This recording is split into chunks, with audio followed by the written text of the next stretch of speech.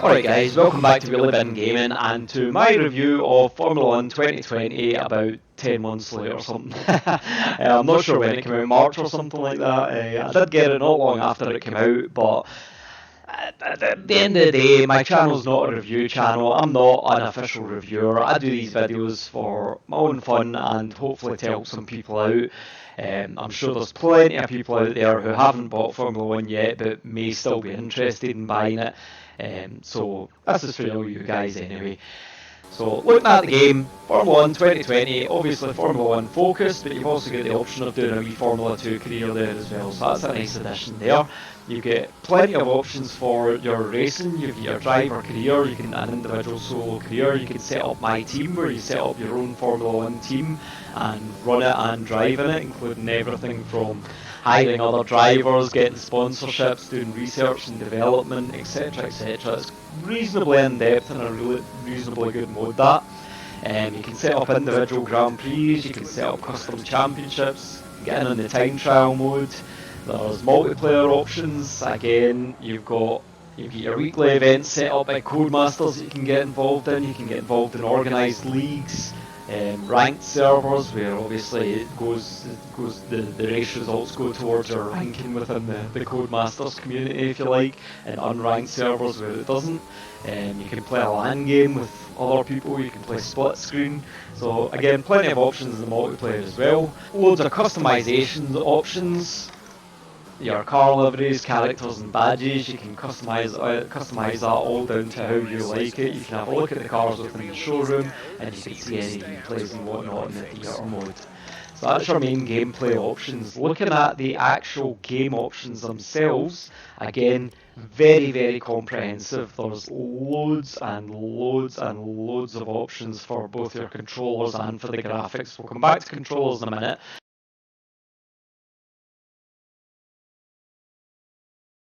But for your graphics, as you can see, all this, different video mode, different things you can select in video mode, and then you can go into your advanced setup and you've got loads of different things there as well. So bundles and bundles of options for you to tailor the graphics in the game to your own liking. Right, so on to the game itself then. I mentioned briefly the different gameplay options, if you like.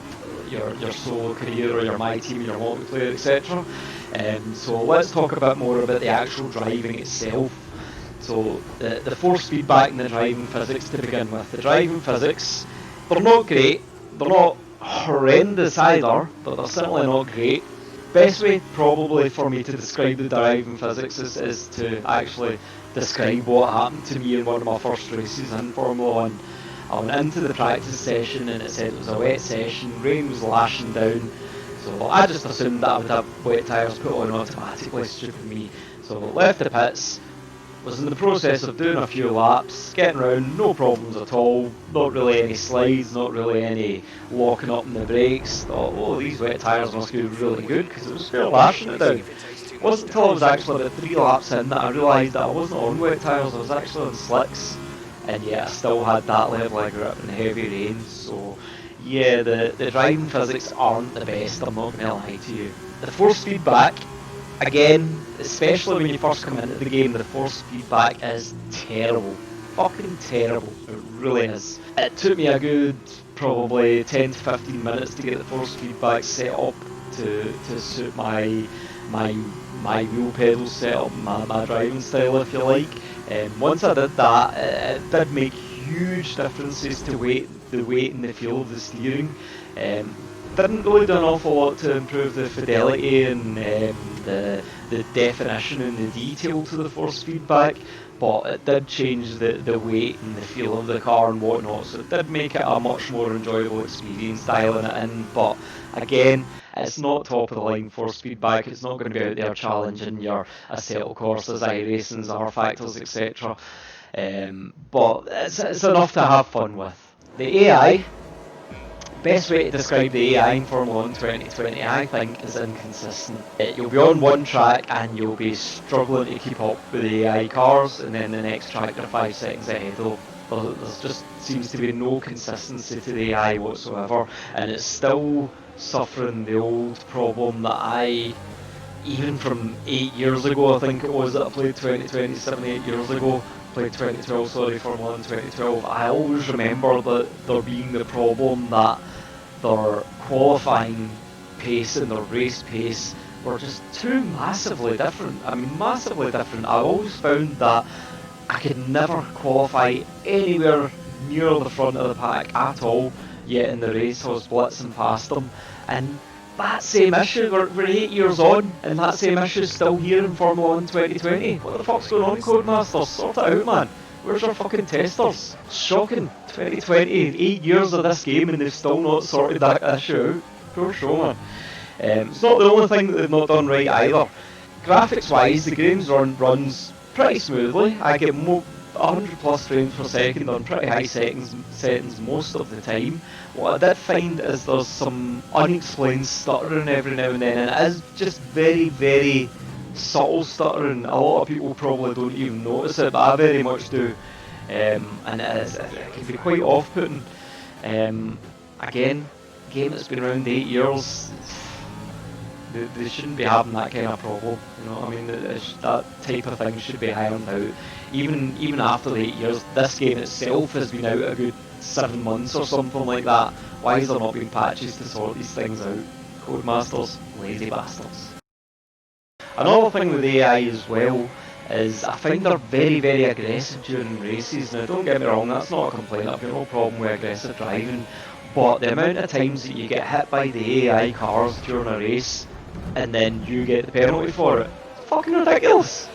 Again, sort it out, Codemasters, that's just fucking laziness, come on. On to the multiplayer now. Multiplayer is your typical sim racing multiplayer affair, if you like. Go into a server, get wrecked out in the first couple of laps and either quit or plod on hoping that you can get a good race with someone at some point, and that's pretty much how most of the races go in Formula 1 and every other sim racing game, to be fair, on open lobbies. There's so many, for want of a better word, arseholes out there that just aren't interested in trying to race properly. They just dive bomb into turn 1 and wreck everyone out.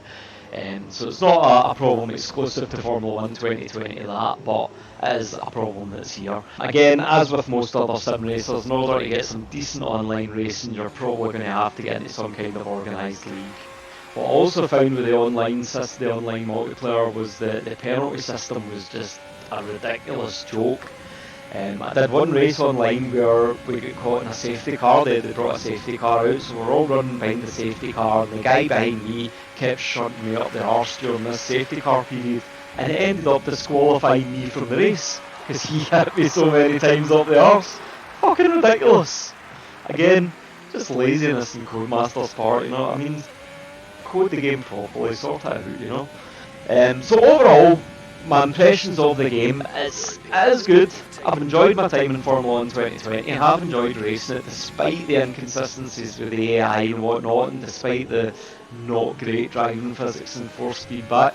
Despite all that, I've enjoyed it. The My Team section I find is a lot of fun, building your own Formula 1 team and racing it through the season, hiring drivers, etc, etc. I found that game mode by far and away to be the best in the game for me personally. And overall, I have enjoyed my time with the game despite its issues, so overall I would err just slightly on the side of aye over no.